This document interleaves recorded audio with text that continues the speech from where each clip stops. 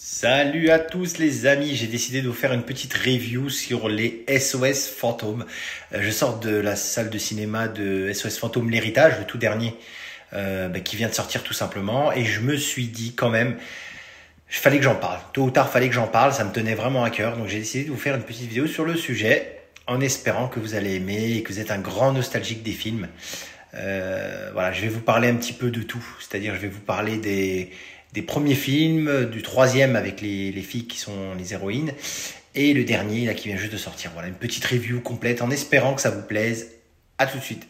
Bon les amis, content de vous retrouver ici pour vous parler de ce que je ressens quand je parle de SOS Fantômes. C'est une saga qui est complètement culte et qui doit, mine de rien, pas énormément parler aux gens d'aujourd'hui parce que ils doivent avoir arrivé à un truc, les nouvelles générations, qui s'appelle SOS Fantômes. Ils doivent pas trop savoir ce que c'est. Ils se disent, mais qu'est-ce que c'est que ce truc? J'ai déjà entendu parler, mon grand frère, mon père, etc.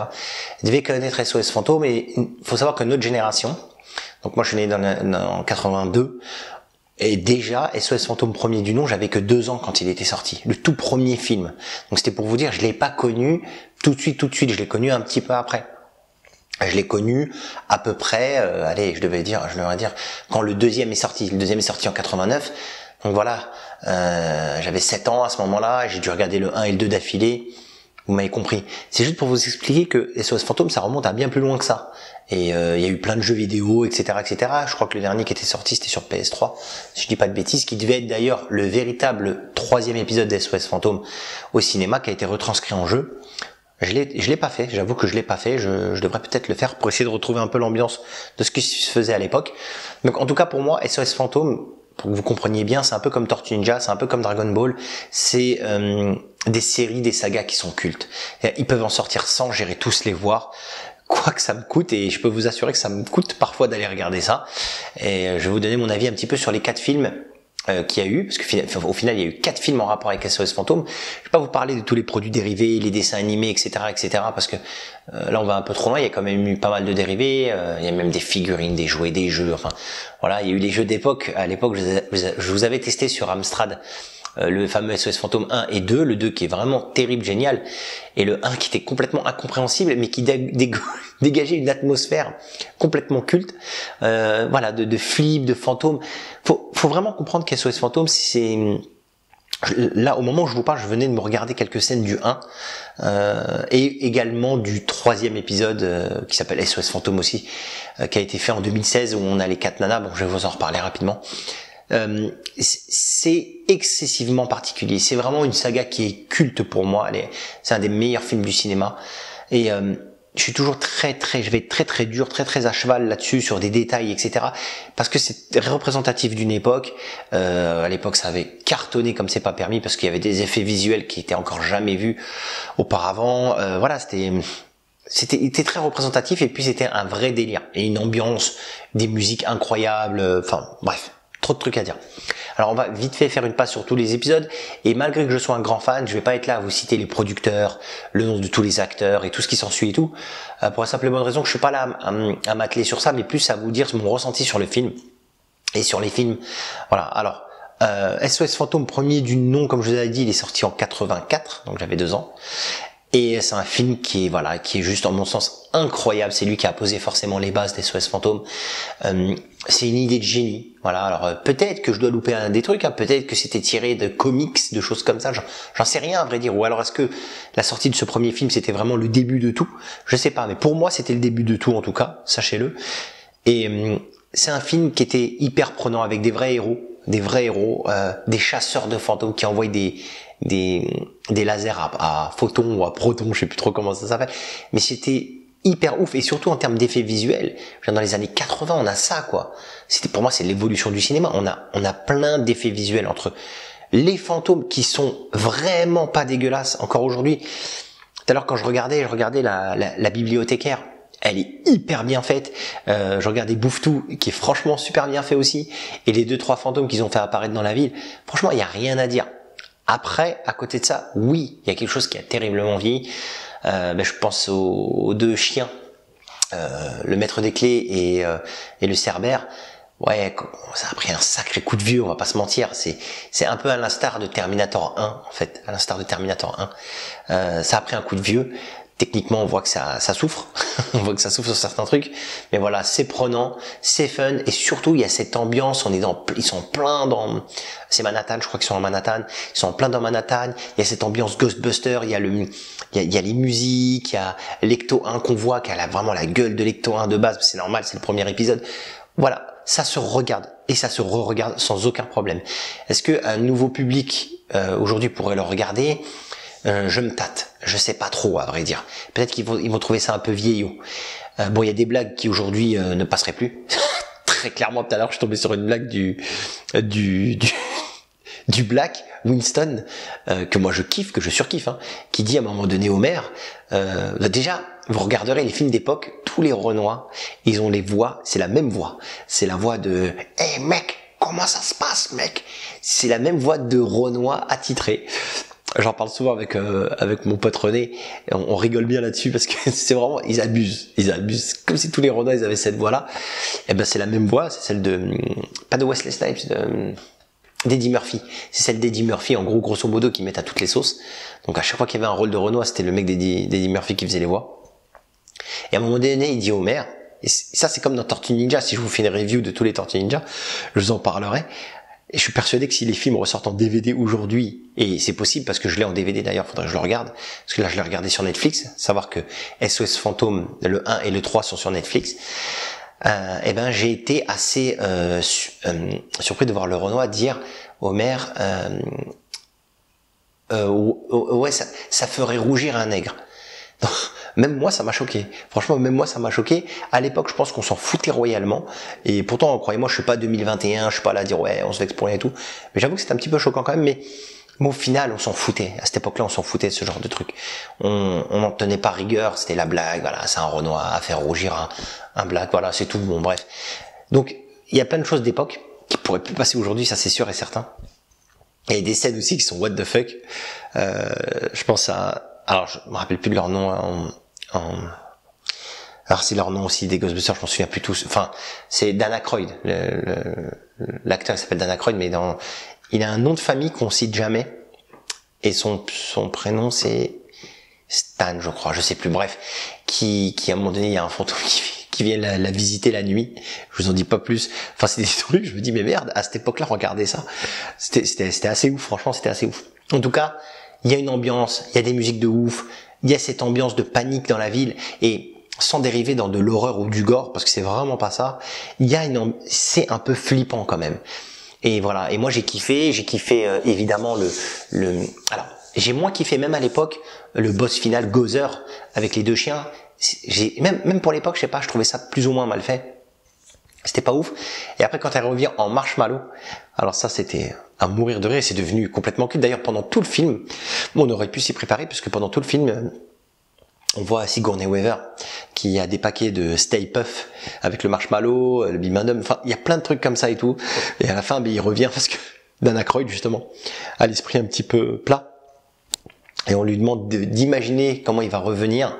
Il revient et lui il pensait à Bimandum Marshmallow, il revient en marshmallow. Alors on a une scène finale. C'est vrai qu'il est pas excessivement difficile à battre, entre guillemets, le dernier boss. Il le brûle au final et puis il explose et tout. Mais il y a cette ambiance. Il y a vraiment quelque chose. Donc voilà pour le premier SOS Fantôme que j'avais vraiment adoré, qui a certes vieilli, mais que j'adore toujours autant. Puis il est arrivé en 89, donc quand même, hein, 82 puis 89, soit 7 ans après, mais quand même 7 ans après, c'est quand même, attendez que je dise pas de conneries, c'est bien 89. Ça me choque quand je vois les dates de sortie. 89, ah non, alors donc il était sorti en 84, donc 89, c'est donc 5 ans après, pardon, excusez-moi, 5 ans après. Parce que l'autre était sorti en 84 et pas en 82. Donc 5 ans après sort SOS Fantôme 2. Pareil, 5 ans, je trouve que c'est beaucoup. Et là, c'est à l'instar de Terminator 2, pour moi, c'est la claque du siècle, quoi. C'est franchement une histoire originale, dans le sens où c'est la suite du 1 sans être la suite du 1.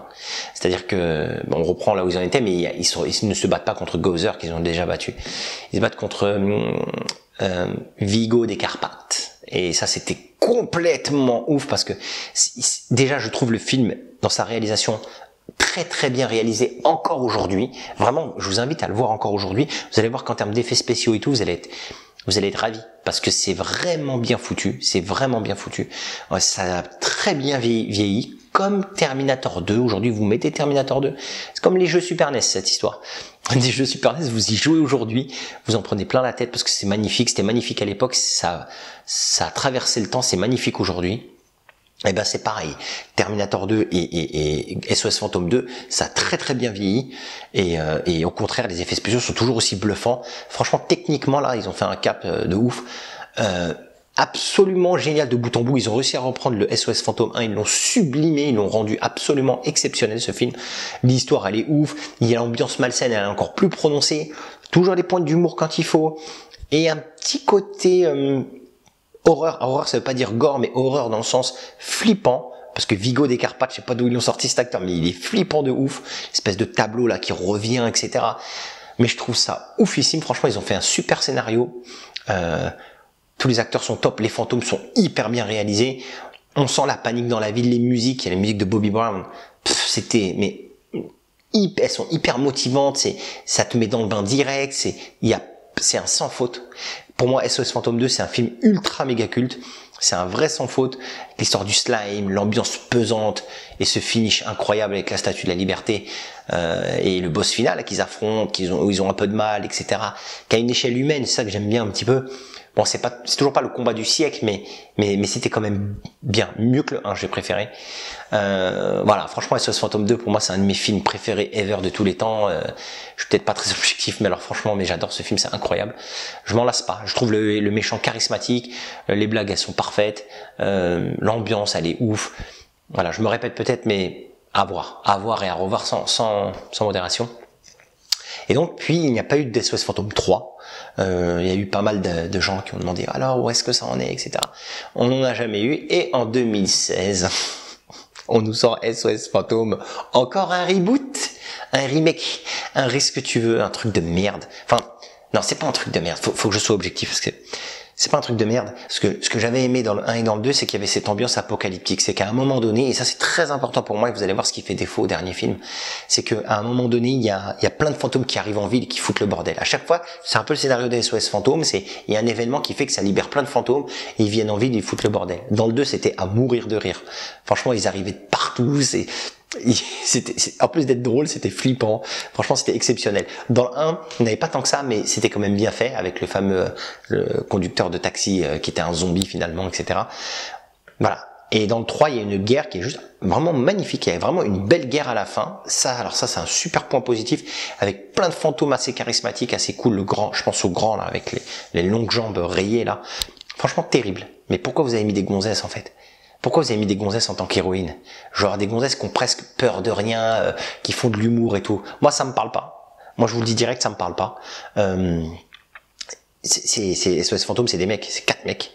Ça aurait dû être 4 mecs, 4 nouveaux gars qui nous rappelleraient les anciens, c'est-à-dire 3 blancs, un Renoir, et c'est fini, voilà.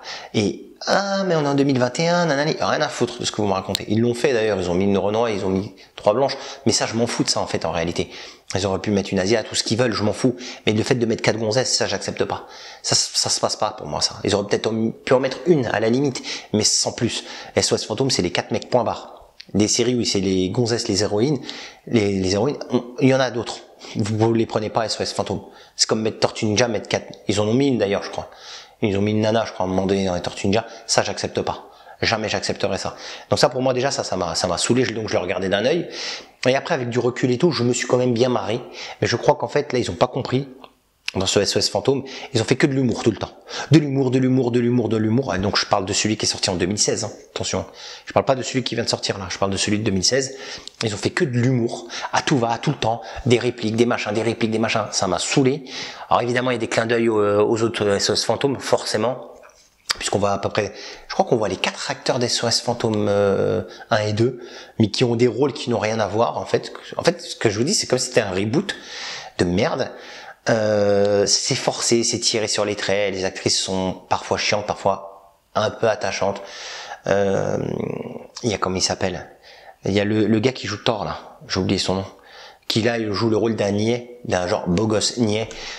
Il joue le rôle de la secrétaire au final. Ils ont complètement inversé les rôles en fait. Hein. La secrétaire normalement c'était Janine, mais là c'est devenu un mec.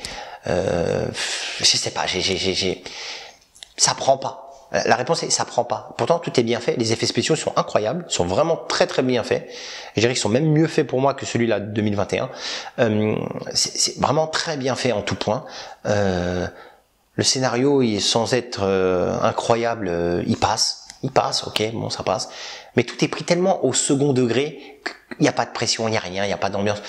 Il y a un peu la musique revue au goût du jour, la fameuse musique culte revue au goût du jour. Mais forcément, vous savez très bien ce que ça veut dire, c'est revue pas comme j'aime, quoi. Et voilà. Par contre, le combat final, j'aime bien. Enfin, le combat final. Pas vraiment le combat final en lui-même, mais plutôt la scène finale avec tous les fantômes en ville et tout. C'était propre. Alors, même un chaton pourrait les battre tellement qu'ils sont faibles. Je trouve qu'ils sont vraiment pas très forts. Mais par contre, il y a de l'action. Il y a de l'action. Ça se bat. Il y a des fantômes qui arrivent et tout. Ça, j'ai bien aimé. Ça, c'est le point fort du film.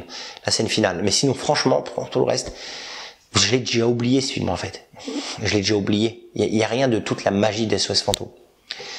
Et puis donc, il est sorti là, récemment, puisque je l'ai vu il y a 2 jours, SOS Fantôme, l'héritage. Cette fois-ci, ils lui ont donné un sous-titre. Histoire qu'on sache de quoi on parle, parce que s'ils s'appellent tous SOS Fantôme, on n'a pas terminé. Il faut savoir que déjà, le point extrêmement positif de cette SOS Fantôme, c'est véritablement une suite au 1 et au 2. C'est comme s'ils avaient occulté le 3, celui des gonzesses, en disant non, ça n'a pas existé, on oublie, c'était un hors-série. Là, c'est la suite. Donc, ok, ça me va très bien. Sauf que, pour être encore plus précis, c'est comme s'ils avaient aussi occulté le 2, en fait. Et c'est ça qui me dérange. C'est comme si le 2 n'avait pas existé dans l'histoire. Ils prennent le 1, pourquoi? Parce que dans le dernier, là, le méchant du 1, Gozer, ainsi que le maître des clés, le Cerbère, le maître de la porte, ou je sais plus comment, Cerbère de la porte, ils reviennent, en fait. Donc, ils reviennent, c'est eux les ennemis du film. Donc, désolé, alors, si je vous spoil, je suis désolé. Je tiens à le dire, je suis désolé. Donc, ne regardez pas la vidéo si je vous spoil.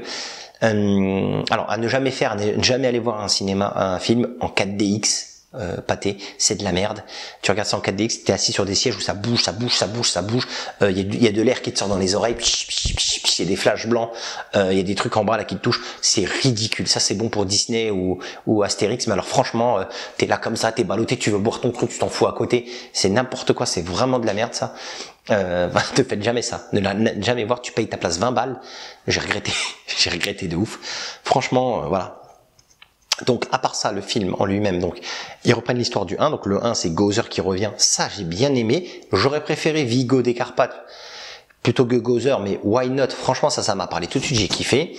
Alors, dès le début du film, on voit qu'il y a un des mecs d'SOS Fantôme qui se fait buter, en fait. Et ça m'a un peu surpris. D'ailleurs, c'était fait bizarrement. J'ai pas tout compris la façon dont ça a été fait.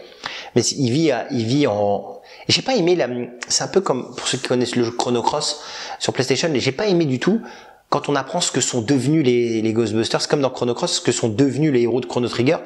J'ai pas aimé ce qu'ils sont devenus. Quand on apprend ce qu'ils sont devenus avec le temps. Bon, je vais pas vous spoiler, mais c'est pareil dans Ghostbusters. Là, on apprend ce qu'ils sont devenus. Il y en a un d'entre les 4 qui est parti, bon, je vous spoil, hein, je vous préviens, Harold Ramis. Donc, j'oublie, c'est pas Venkman, c'est, vous savez, c'est qui celui qui a les lunettes, qui est malheureusement décédé en 2018. Je sais plus comment il s'appelle. Bref, je crois que c'est Venkman. Bref. Non, c'est pas Venkman. Venkman, c'est le héros. C'est Bill Murray. J'ai oublié son nom. Bref. Eh ben, il se retrouve dans une maison vraiment isolée, de tout le monde. Il est devenu comme un peu fou.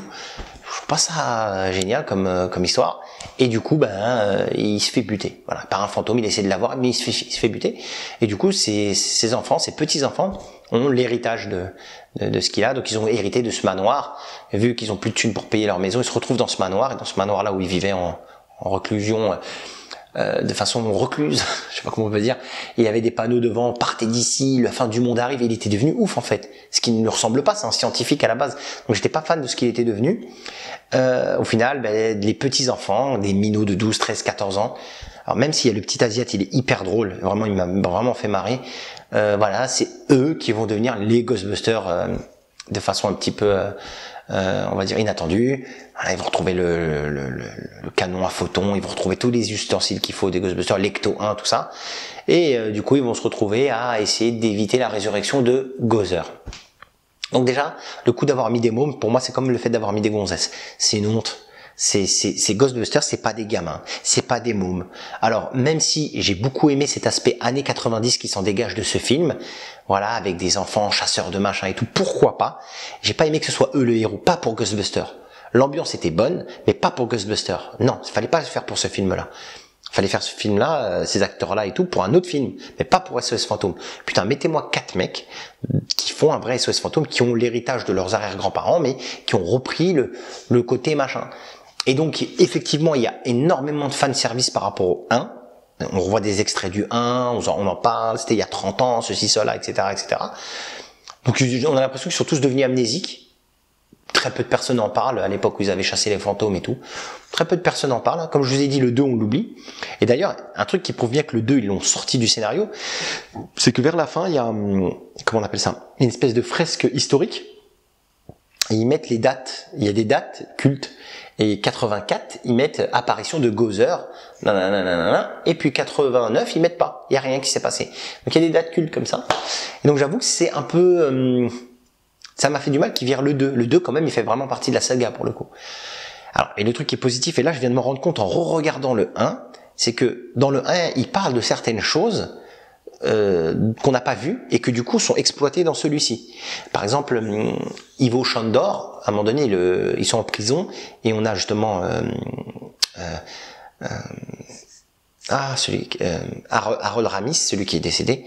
Harold Ramis, je crois que ça s'appelle, ouais, qui est décédé, qui est en prison, qui ouvre un plan et qui dit voilà, j'ai étudié Gozer et tout. Apparemment, il y a un mec, dit nom d'Ivo Shandor, qui a voulu lui donner vie, c'est lui qui a fait ce bâtiment avec le sélénium, etc., etc. Et il lui explique que c'est lui en fait qui faisait une secte pour faire revenir Gozer, qui était une divinité sumérienne ou un truc comme ça. Et ça a été exploité du coup dans le dernier épisode. Enfin, dans celui qui est sorti, on voit Ivo Shandor, on voit qu'il est mort sans être mort, on voit qu'il continue à vouloir la faire ressusciter, etc., etc. Voilà. Donc ça, j'ai bien aimé du coup les références au 1. Ça, c'était top, c'est du fan service. Moi, je suis un fan, donc ça me parlait, il n'y a aucun problème là-dessus. Mais qu'est-ce qui n'a pas pris? Alors déjà, il va falloir qu'ils se mettent au goût du jour au niveau des effets spéciaux parce que franchement, ça va pas du tout. On est à peine mieux que le 1 là. C'est-à-dire qu'ils ont un problème avec les Cerbères, je crois, ils n'arrivent pas à les représenter. Ça faisait vraiment kitsch. Vraiment, les Cerbères là, les deux chiens là, ils n'arrivent pas à les représenter. Et c'est pareil pour Gozer, dans sa version un peu féminine. Alors apparemment, c'est ni féminin ni masculin, mais elle fait assez féminine. Faut arrêter, elle a un look... éclaté au sol. Franchement, c'est pas acceptable. C'est vraiment, vraiment pas acceptable. Et c'est pareil, ils auraient dû la faire revenir dans une autre forme. Parce que justement, c'était son pouvoir, c'était de revenir sous une autre forme. Elle revient pas sous une autre forme. Franchement, je suis resté vraiment sur ma faim. Pareil sur l'ambiance de manière générale. Et il y a un point, et après je vais arrêter là parce que je vais vous laisser voir le film quand même. Il y a un point qui m'a complètement déçu. C'est que j'aime cet aspect, j'ai toujours aimé ça dans les films, l'aspect un peu péplum. Je m'explique. Je prends un truc qui a rien à voir. One Piece, par exemple, pourquoi j'aime autant Marineford? C'est parce qu'à Marineford, il y a une bagarre générale et ça se bat de tous les côtés. C'est pour ça que j'aime bien les péplums et tout. J'aime bien les bastons générales où ça se bat dans tout, où c'est vraiment le bordel un peu partout. Ici, il y a rien de tout ça. À un moment donné, les fantômes se font libérer parce qu'en vérité, il y a des canons. Harold Ramis, il avait fait un truc de fou, c'est que les monstres essayaient de revenir et il y avait des canons à photons automatiques qui les empêchaient de revenir. Et à un moment donné, ils sont détournés. Alors c'est vraiment un répétitabis du scénario du 1. Faut que vous le compreniez. C'est le même scénario. Il y a le maître des clés, il y a Gozer qui vont prendre deux autres humains pour se manifester et essayer de le faire revenir et d'essayer de se mettre ensemble. Enfin, il se passe tout un tas de trucs. Peut-être c'est trop fan service. Si vous voulez mon avis, c'est même trop fan service. Il y en a plein, ils vont pas comprendre. Et donc les fantômes reviennent. Et ça me va très bien que les fantômes reviennent. C'est que à un moment donné, on libère le mal et ça arrive en ville. Il n'y a pas de souci là-dessus. Mais faites-le bien. Ils ont fait deux fantômes et on voit deux fantômes et demi foutre le bordel en ville. Un au bar qui est un clin d'œil au zombie taxi. Ça, ok. Et je sais plus quoi. Il y en a un qui sort, je crois, d'une bouche de métro. Je sais plus trop. Non, ça c'était dans le 1. Je me rappelle plus, mais on voit rien. Moi, je m'attendais à voir les gens courir de partout, etc. De voir les gens, l'armée, presque une guerre en ville, quoi. C'est ça qu'on attend quand même. Et ça, autant dans SOS Fantôme 2016, il a bien été retranscrit, autant là, il y a rien. Il y a deux fantômes et demi. Super. Je regarde un truc SOS Fantôme, il y a deux fantômes et demi, et je vois, je sais plus quelle, une espèce de drag queen chelou qui a le rôle du grand méchant avec deux cerbères hyper mal faits. Non, ça, je peux pas accepter. Ça, j'ai pas apprécié. Et c'est pareil pour Bouffe-Tout, qui a été représenté d'une façon un peu chelou, qui ne s'appelle pas Bouffe-Tout, qui s'appelle Chope-Tout, je crois, ou qui bouffe des barreaux de fer. Apparemment, il bouffe du fer maintenant. Avant, c'était vraiment de la bouffe, c'est ça qu'il aimait. Là, il bouffe du fer, qui a un rôle complètement anecdotique. On dirait peut-être un peu comme dans les 2 premiers aussi en même temps, mais je sais pas, il avait pas une bonne tête et tout. Je sais pas, ça me parlait pas. Et puis ce truc que ce soit des mômes les sauveurs du monde, ça j'aime pas. Des gamins qui se mettent à conduire, putain, ça je peux pas. Parce que SOS Fantôme, surtout en particulier le 2, il y a un côté sérieux, il y a un cachet sérieux malgré tout. Certes, il y a de l'humour, parce que c'est des gars machin, mais c'est des bonhommes qui font le taf. C'est des bonhommes, à l'âge de pouvoir aller faire le taf. Voilà. Donc ça m'a pas parlé, le combat final ne m'a pas parlé. Un peu quand même, parce que je vais vous dire pourquoi. Mais ça prend pas. Je suis bloqué à cause des gamins et du scénario qui est trop un copier-coller du 1 en fait. Ils auraient pas dû faire ça. Ils auraient dû faire un nouveau méchant, à vrai dire. Ou pourquoi pas reprendre Gozer s'ils veulent, même si c'est pas le meilleur. Mais ils auraient dû pousser le truc un peu plus loin en fait. Donc ça prend pas. De toute façon, le fait d'avoir mis des mômes, je vous le dis, ça prend pas. Par contre, et là, gros point positif, et ça m'a fait quelque chose. Et vraiment, je vous le dis, là je vous spoil la mort, hein, je vous le dis. Ça m'a vraiment fait quelque chose. C'est que, comme je vous avais dit, Harold Ramis nous a quittés en 2018. Et donc pendant qu'ils ont fait le film, donc ils ont le chasseur de fantômes qui décède au début du film, c'est lui. Alors on le voit pas justement volontairement, il se fait tuer, d'accord. Donc volontairement on le voit pas. Peut-être qu'il était prévu au film à la base, hein, j'en sais rien, mais en tout cas on le voit pas. Et il y a plein d'anciens acteurs qui reviennent, du coup ça c'est complètement cool. Et donc il y a tous les mômes et à la fin, vers la fin, on voit juste Dan Aykroyd. Faudrait que je vous dise leur vrai nom parce que les noms de Ghostbusters, parce que sinon je vais pas y arriver. Alors si on met distribution, voilà, on retrouve donc Dan Aykroyd, c'est Raymond Stan quelque chose. Alors Peter Venkman, il y a Winston, il y a Egon Spengler. Alors Egon Spengler, c'est Harold Ramis. Donc comme je vous avais expliqué, Harold Ramis donc qui décède dans le début du film. Ensuite donc voilà, et ensuite il y a les mômes qui combattent les fantômes, et à la fin ils se retrouvent contre le boss final, Gozer. Et il y a une scène, effectivement, il y a plusieurs scènes qui sont quand même très drôles, et je me suis bien marré. C'était un peu facile d'avoir fait ça. C'est du fan service, mais c'est très bien placé. Donc, quand il y a des bonnes choses, faut le dire. C'est qu'à un moment donné, il y a tout plein de petits marshmallows qui se mettent à vivre. Et c'est comme des petits sels qui ont l'air tout mignons. C'est la phase un peu mignonne du truc, mais qui sont en vérité de vrais diablotins. Là, je me suis régalé. Ce passage-là dans le supermarché, franchement, il était à mourir de rire. Même pour la suite, ils se réveillent un peu partout. Finalement, ils sont vivants. Les petits marshmallows sont vivants. Et c'est que des démons sur pattes. Et ils se butent les uns les autres. Ils se crament. Cette scène, c'est un régal. C'est avec l'acteur, d'ailleurs, de Ant-Man, dont je ne me connais plus le nom. C'est alors attendez, je vais vous dire ça. Comment il s'appelle lui? Comment il s'appelle Paul Rudd, Mr. Gooberson. Paul Rudd, lui, c'est lui qui a ce rôle-là, qui joue très bien son rôle d'ailleurs. Et il y a des petites scènes avec les marshmallows, franchement, à mourir de rire. Ça c'était cool, ça m'a fait rire. C'était de l'humour, mais en même temps, c'était des petits diablotins quand même. Donc ça, c'est totalement dans l'esprit Ghostbusters. Ça, y a pas de souci. Et donc la scène dont je voulais vous parler, la scène finale, elle est incroyable, elle est vraiment belle en plus, elle m'a touché, puisque à un moment donné, il y a la gamine donc la petite fille comment dirais-je, de Harold Ramis, donc je vais retrouver son blaze, avec leur nom allemand, j'ai un peu du mal, donc de Egon Spengler. De Egon, donc qui se bat, qui cherche son canon à photon contre le boss final, mais qui est pas assez forte. Et là, on voit une main qui lui prend la main, je crois, ou qui lui prend une main en fantôme, qui lui prend, et là, ça monte.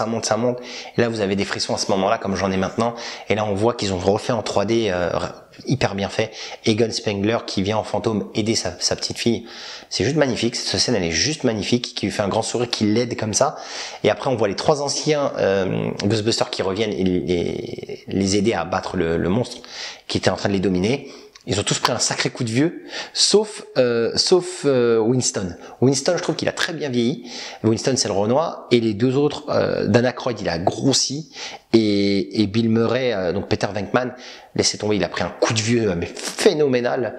Alors déjà, dans le 1, il faisait pas tout jeune, mais alors là, c'est franchement, voilà, c'est presque machin. Mais en tout cas, ils ont leur rôle. Ils viennent, ils se battent contre le monstre final. Et là, il y a, à côté d'eux, donc c'est un peu exactement la même scène que dans Dragon Ball Z de Gohan où il y a son père qui vient les aider, ou contre Broly, Broly 2, où ils font tous un Kamehameha et il y a Goku qui vient les aider. Enfin, c'est assez, ouais, c'était quand même assez beau à voir. C'était vraiment beau à voir. Et là, on voit donc Spengler qui est à côté d'eux, avec le canon et qui en fantôme et qui les aide véritablement. Il les aide vraiment, hein, c'est pas juste une hallucination, il les aide vraiment à combattre l'autre fantôme et qui finissent par l'avoir. Donc dans un combat final qui est pas ouf mais qui est beau. Il est vraiment très beau, la symbolique elle est incroyable. Et à la fin, sa fille, parce qu'il a une relation difficile avec sa fille, il la serre dans les bras et il disparaît sous forme d'un esprit comme ça. Franchement, une fin incroyable et il le dédicace donc à Harold Ramis. C'est magnifique. La fin, elle est vraiment très très très très belle. Juste pour ça, je dirais presque qu'il faut voir le film. Juste pour ça. Après, le film en lui-même, évidemment, il n'arrive pas à la cheville du 1 et du 2, qu'on soit bien d'accord. Moi, je reste sur ma fin. Arrêtez d'innover. C'est pas parce qu'on est en 2021 qu'il faut mettre des gamins, des femmes, des transgenres, des animaux, ça suffit avec ça. Ça suffit. On n'en peut plus. Vous remettez 4 mecs qui leur ressemblent de préférence, qui seraient leur descendance, qui continuent à perpétuer ce truc-là, et vous nous faites un bon film comme dans le 2, et ça aurait été super. Mais bon, je pense que ça n'arrivera jamais. Voilà les amis, je vous laisse ici pour ma petite review de toute la série Ghostbusters. J'espère que ça vous a plu. Si vous voulez d'autres reviews de style cinéma, etc., n'hésitez pas. Je suis pas un grand cinéphile, mais j'ai quelques sagas cultes dans lesquelles je pourrais vous parler. Je vous dis à bientôt.